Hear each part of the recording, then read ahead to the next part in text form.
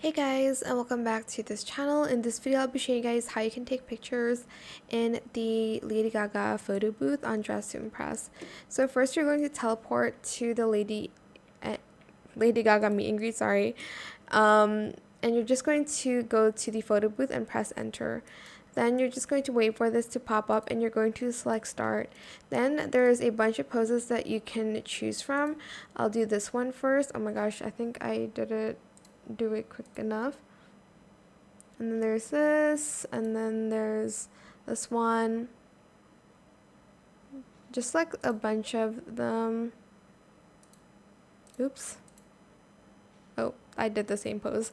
But anyways, once you're done, you're just going to see your photos here. And then you're going to select the background. To save it, you're going to select this photo here. It's going to be saved in